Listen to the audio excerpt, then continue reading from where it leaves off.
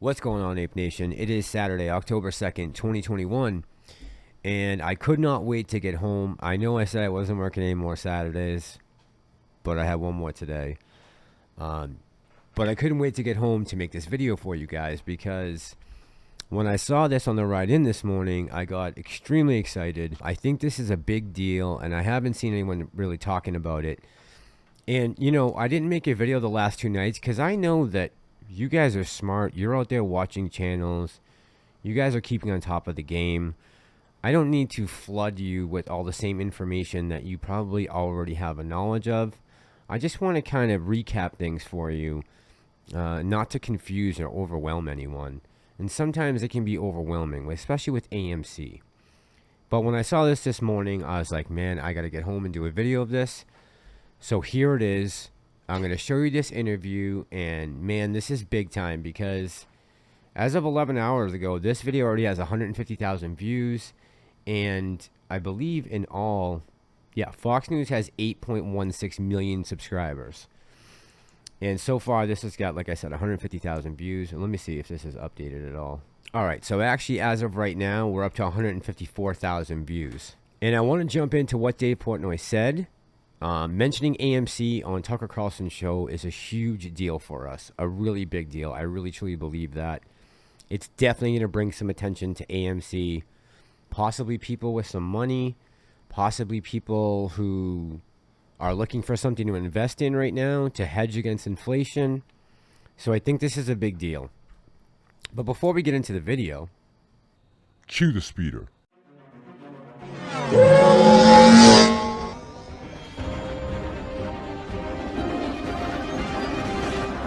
And you just said that on camera. This going viral. Guys, thank you so much for crushing it and getting me to 1,000 subscribers. If I haven't earned your subscription yet, this is the way.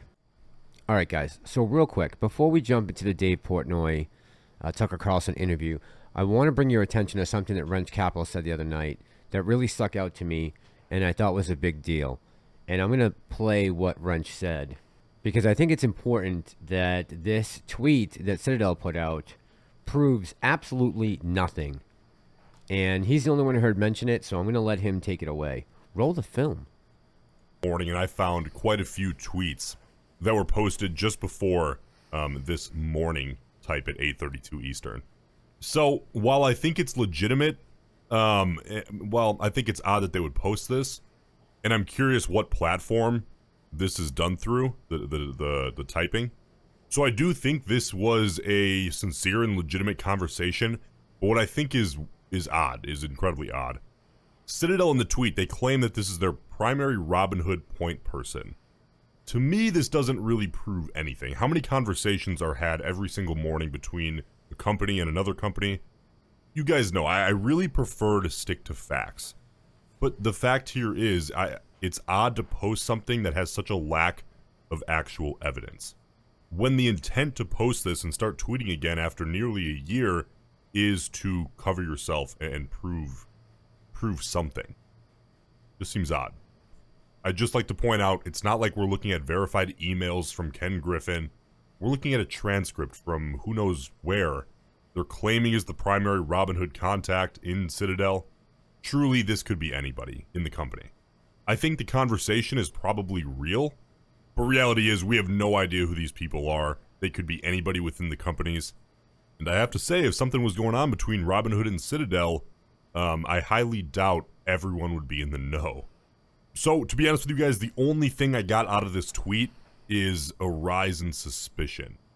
What doesn't make sense to me, guys, is, and he didn't mention this, but I'm going to bring it up. Why are the names redacted? Who are you protecting and why? If this is a legit conversation, there's no need to have any of the names redacted from the tweet. You just put it out there.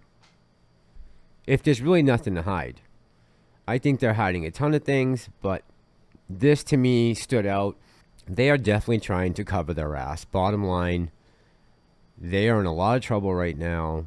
And the fact that this information was brought up, hell of a job to the people who actually filed the lawsuit, to go past having to get a FOIA request and actually getting this out into the public. It's because of the lawsuit that we're able to see these documents now. And for all the conspiracy theorists and people who told us we were losers and idiots and Seeking Alpha and the Motley Fool and all of them that have just been shitting on us for the last 10 months, because we are now going on to our 10th month, October. It just feels good to know that we were right about this. I think we're definitely going to see some repercussions from this and some major changes in the market for the better. They have to be changed. You can't have this going on. You can't have people who are, COOs at Robinhood selling their AMC before they're about to take away, PCO. You can't do that. That's completely, the fact that they're even allowed to trade blows my mind. But I think we're going to see some attention brought because of all this. And I'm assuming you guys already picked up on the story that the plane they were going to hire to have Ken Griffin lied under oath, trailing as a banner, they were sent a lawsuit by a firm in Virginia, a cease and desist basically. So I think Citadel is in deep you-know-what, and it's starting to come to the surface now. All right, let's jump right to the Portnoy interview. Well, Dave Portnoy first became famous for Barstool Sports, but then he became a cultural phenomenon. Last year, he's raised more than $40 million for small businesses suffering under Corona. He also is a... By the way, shout out to Dave Portnoy for doing that. He grew up in the town next to me in Boston, and I give the man a lot of respect for raising $40 million for small businesses that were going out of business because of the pandemic. And that's an amazing feat that he did. And so shout out to Dave for that. I know he paper-handed GME. I'm trying to... No, I'm not being... You're being a little bitch. Listen, would you stop up to these people and go to Gary Gensler and say, help change the rules? I like that. But he did raise $40 million for small business. And I think that's great. That's amazing. But I'll let Tucker continue. A massive social media following because he is a free thinker. He's not explicitly political or really political at all, but he says what he thinks, and that's a rare thing. And the authorities don't like it. Yesterday, he announced that he suspects he's being shadow banned on social media platforms. That means these platforms are making it hard or impossible for people to view his posts. Here's what he said. Emergency press conference, I'm getting shadow banned. I mean, come on. Instagram, I had 100 followers last night. Give me a break. That's a joke. Nothing is working. Nothing is showing up. Is it Big Pizza? Is Big Pizza after me? Big Frozen Pizza because DiGiorno did a recall, not my fault. Is it Big Finance because I still keep digging into the AMC thing, new trade? I don't know. What could it be? What could it be? That's the question. We thought we would ask Dave Portnoy directly. He joins us tonight. Dave, thanks a lot for coming on. So first of all, good for you for calling them on this in public. That's really our only defense is sunlight here. Why do you think they would do this to you? You're not running for anything, are you? No, I'm not running for anything. You never really know why they're doing it. It varies every time. There is something to say. It's the algorithm, and it may not be as devious, but the algorithm certainly plays to people maybe more on the liberal side who don't like things you have to say. So could it be I made fun of AOC for that tax dress when she's celebrating the rich? That could be it. That actually got, a little warning that this may be fake news. And all I said was she was at the richest party of the rich. That's really not like anything you have to check. That's like saying it's getting dark tonight. People may not like that. Big Pizza, I'm joking. DiGiorno, Nestle, who knows? Finance, I certainly have gone hard at the AMC in the Billionaires Club. So there's so many different angles, but one thing's for sure. If people in a certain side, and it tends to be the big social media platforms, don't like what you have to say, there's no doubt that you start disappearing. And whether you like Trump, don't like Trump, I have no opinion on it. The fact they kicked him off Twitter and social media totally, and then you have, at one point, the Taliban on there. There's no rhyme or reason for what's happening, basically, in social media. And it's important because so many people get their information from that. It really should be freedom of the press, but you can't suppress people. At least you shouldn't be able to. All right, so shout out to Dave Portnoy for going on national television on Tucker's show and saying those three beautiful letters, AMC. And I'm hoping maybe that from this interview, Tucker's people, the producers, will look into AMC a little more and maybe get one of the apes on. That would be phenomenal for us. But I think this is good just as a start. Getting Dave out there, who's got a huge following, and Tucker, who's got a huge following, talking about AMC. And especially with everything leading up to this week, people are getting bits of information about possibly Robinhood and Citadel and Ken Griffin Line, which went viral on Twitter. You know, it was trending. So all these little pieces this week, I think a lot of it is just a lot of good for AMC and for the apes, the rest of the community. I feel like this type of exposure is what we need. We need people like this to go on and expose this. And again, say what you want about Fox, but they have been one of the only major media outlets that have backed the apes. I know they're considered like a conservative Republican station, but it is what it is. I don't know what to tell you. I mean, they're the only ones that are covering this at all. It's Charles Payne, and now this is his second time. Tucker had Dave Portnoy back on in January about GME and GameStop. And now he's back on here in October talking about AMC. Everything that's happened in the last week is just very good for the ape community. And now we're out of one of the worst market months we've ever seen ever.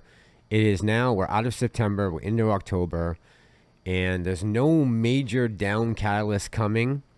But in tomorrow night's video, I'm going to talk about the Cathie Wood, Michael Burry argument again. Cathie Wood is trying to say that in the next 10 to 15 years, we're going to see major innovation coming that is going to actually make the GDP go up.